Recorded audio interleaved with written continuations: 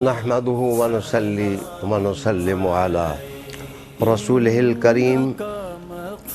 أما بعد فأعوذ بالله من الشيطان الرجيم بسم الله الرحمن الرحيم إنا أعطيناك الكوثر فصل لربك وانحر إن شانئك هو الأبتر۔ ناظرین کرام، آج ہم رسول کریم صلی اللہ علیہ وآلہ وسلم کے سیرت کے گلوں کی اور پھولوں کی خوشبو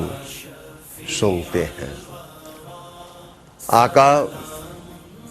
صلی اللہ علیہ وآلہ وسلم کی ذات میں کیا دلکشیاں اور دل ربائیاں تھیں، اور حضور صلی اللہ علیہ وآلہ وسلم کے اسوہ حسنہ میں کیا وسعتیں اور پیغامات کی کیا عظمتیں پنہاں تھیں۔ ان کا اندازہ لگانے کے لیے آپ کو میں دعوت دوں گا کہ آپ سورہ کوثر کا مطالعہ کریں۔ رب کریم نے رسول کریم صلی اللہ علیہ وآلہ وسلم کو مخاطب کر کے ارشاد فرمایا، اِنَّا أَعْطَيْنَاكَ الْكَوْثَرَ، بے شک ہم نے آپ کو کوثر عطا کی ہے۔ یوں تو سورت کا شان نزول پڑھا جائے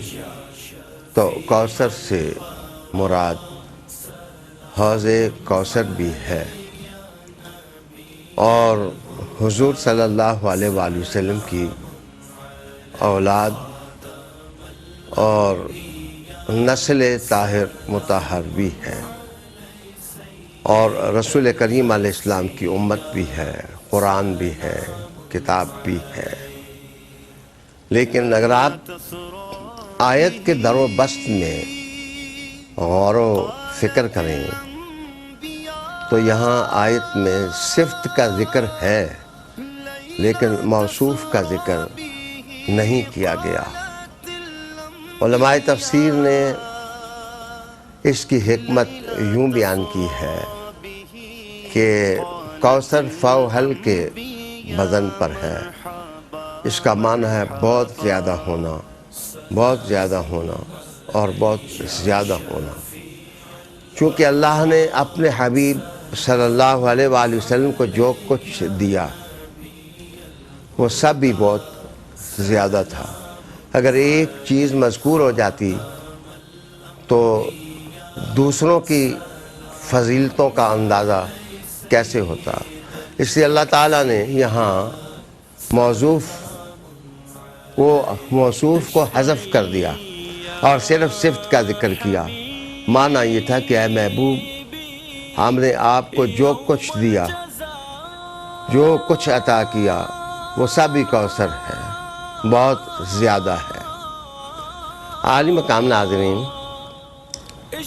اگر رسول کریم صلی اللہ علیہ وسلم کو جو اللہ کی طرف سے عطائیں ہوئیں وہ سب ہی کوثر ہیں، وہ سب ہی زیادہ ہیں، تو پھر ہم کہہ سکتے ہیں کہ رسول کریم علیہ السلام کو جو حسن ملا وہ بھی کوثر ہے۔ رسالت مآب صلی اللہ علیہ وسلم کو جو جبلی خصائل عطا کیے گئے وہ بھی کوثر ہے۔ رسالت مآب صلی اللہ علیہ وسلم کی ذات میں جو خیالات، عقائد کی عظمتیں تھیں وہ بھی کوثر ہیں، اور رسالت مآب صلی اللہ علیہ وسلم کی سیرت طیبہ بھی کوثر ہے۔ سیرت طیبہ کا عنوان حضور کا ظاہر بھی ہے اور حضور صلی اللہ علیہ وسلم کا باطن بھی ہے۔ رسالت مآب صلی اللہ علیہ وسلم کا جمال انور بھی ہے، اور رسول کریم علیہ السلام کے کمالات بھی ہیں۔ آپ کا سفر، آپ کا حضر،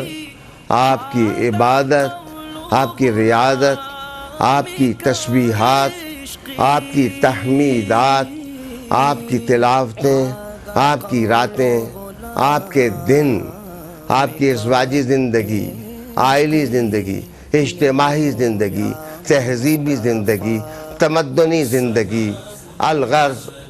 جو بھی رسول کریم علیہ السلام کی سیرت میں آتا ہے، رب کریم نے کہا کہ وہ کوثر ہے، وہ تھوڑا نہیں ہے، وہ بہت زیادہ ہے۔ یہاں مزے کی بات یہ ہے کہ کائنات و ما فیہا کو اللہ نے متاع قلیل سے تعبیر کیا ہے، اور جس کے قلیل میں آسمان اور زمینیں سمو دی جائیں تو اس کے کثیر کا اندازہ کیا ہوگا، اور پھر کثیر سے بڑھ کر جو اس نے کوثر دیا حبیب محترم صلی اللہ علیہ وآلہ وسلم کو، اس کی وسعتوں کا اندازہ آپ لگا سکتے ہیں کہ کیا دیا ہوگا۔ آپ صلی اللہ علیہ وآلہ وسلم کے محاسن عظیمہ، حسائل حمیدہ کو سمجھنے کے لیے میں تاریخ اسلام سے ایک مثال آپ کے سامنے لاؤں گا۔ جس وقت حضرت سعد بن ابی وقاص رضی اللہ تعالی عنہ ایران کے فاتح بننے کی تیاریاں کر رہے تھے تو آپ کی سفارتیں آ جا رہی تھیں وہاں کے حاکم رستم کے طرف۔ ایک موقع پر 4 عبقری جو عربستان کے مشہور ہیں، ان میں مغیرہ ابن شعبہ بھی تھے، ان کو بات چیت کے لیے رستم کے پاس بھیجا تو رستم نے بڑی تیاری کی کہ ہم نے مسلمانوں کے سفیر کو مرغوب کرنا ہے اور وہ دنیا میں آگے ہی آگے جو بڑھتے جا رہے ہیں، ہم نے ان کا راستہ روکنا ہے۔ وہ ایک بڑا سا وسیع تخت لگا کر اس پر بیٹھ گیا اور 300 چنیدہ لوگ اپنے سامنے زمین پر بٹھا لیے، سب کو سر پر قیمتی تاج پہنا دیے اور خود بھی ایک بڑا سونے اور چاندی سے آراستہ تاج اپنے سر پر رکھ لیا۔ ان سب نے جو کپڑے پہنے ہوئے تھے وہ سندس اور دیباج کے تھے، لیکن جو سامنے بیٹھنے والے تھے وہ پجاریوں کی طرح بیٹھے، اور رستم خود ایک بت بن کر کے تخت پر براجمان ہوا، جس سے اندازہ ہوا کہ یہ لوگ اپنے قائد کی عبادت کرتے ہیں اور اس کی پوجا کرتے ہیں اور اس پر مر مٹنے کے لیے تیار ہیں۔ اس دربار میں جب مغیرہ ابن شعبہ داخل ہوئے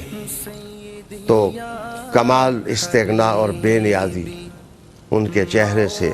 ٹپک رہی تھی، ان کے ہاتھ میں نیزہ تھا۔ وہ قالین کو چھیدتے ہوئے تخت کی طرف بڑھے اور رستم کے ساتھ جا کر تخت پر بیٹھ گئے۔ کوئی محافظ روک نہ سکا، اس قدر دبدبا تھا۔ تو جب خیال آیا کہ یہ تو ہمارے قائد کا ہم رکاب ہو گیا ہے، اس کے ساتھ ہم نشیں ہو گیا ہے، تو پکڑ کر جھنجھوڑا اور نیچے بٹھانے کی کوشش کی تو آپ نے نیزے سے قالین کو پلٹا دیا اور خود ننگی زمین پر بیٹھ گئے، اور آپس میں گفتگو شروع ہوئی۔ تو شروع ہونے کے بعد بادشاہ نے مغیرہ ابن شعبہ کو کہا کہ تم لوگ حقیر ہو، مفلس ہو، بے قیمت ہو، صحرائی زندگی گزارنے والے ہو، تمہیں بیٹھنے اٹھنے کا سلیقہ نہیں ہے، بھوک نے تمہارے اندر اچھی قدریں پیدا نہیں ہونے دی ہیں، تم یہ ہو اور وہ ہو۔ مغیرہ ابن شعبہ نے جس وقت اپنی زبان واقعی تو رسالت میں آپ صلی اللہ علیہ وسلم کی سیرت آپ کے سامنے آئے گی، انہوں نے کہا کہ تم بے شک صحیح کہتے ہو کہ یہ سب کچھ اس وقت تھا جب تک حضرت محمد صلی اللہ علیہ وسلم ہم میں تشریف فرما نہیں ہوئے تھے۔ جب سے وہ آئے ہیں انہوں نے ہمیں مساوات دی ہے، وہ ہمارے اندر گھل مل کر بیٹھتے ہیں، ہم ان کے ساتھ بیٹھتے ہیں۔ ان کے اخلاق عالیہ نے ہمارے لیل و نہار کو بدل دیا ہے، اور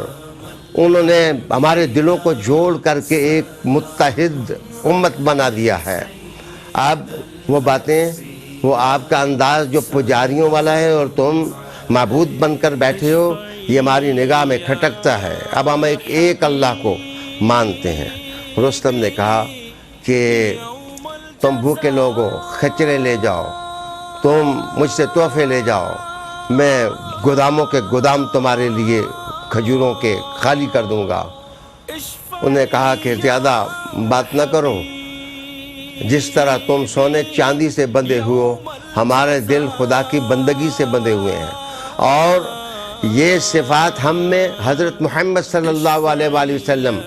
کی توجہ سے ہمارے اندر آئے ہیں۔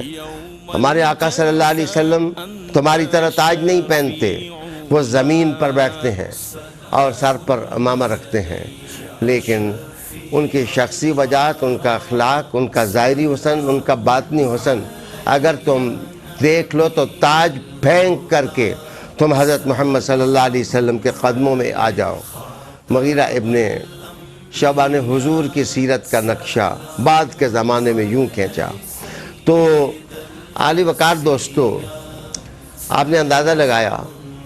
انہوں نے کہا کہ میں ایک دن میں تمہیں ختم کر دوں گا۔ اس نے کہا کہ ہم پہل نہیں کرتے، کل آئے گا تو تمہیں پتہ چل جائے گا کہ محمد صلی اللہ علیہ وسلم نے اپنے ماننے والوں کی تربیت کیسے کی ہے اور ان کو کیسا حزین بنا دیا ہے اور دنیا سے محبت نہ کرنے والا بنا دیا ہے۔ عالی وقار ناظرین، حضور صلی اللہ علیہ وآلہ وسلم کی سیرت کا چمنستان ہو یا آپ کا اسوہ حسنہ ہو، آپ کے پر حکمت خیالات ہوں یا آپ کی زبان سے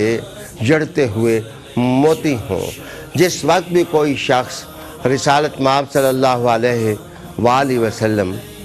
کی ذات میں اترتا ہے اور ان کے حسن و جمال کو دیکھنے کی کوشش کرتا ہے تو اسے ماننا پڑتا ہے بقول علی رضی اللہ تعالیٰ عنہ کہ حضور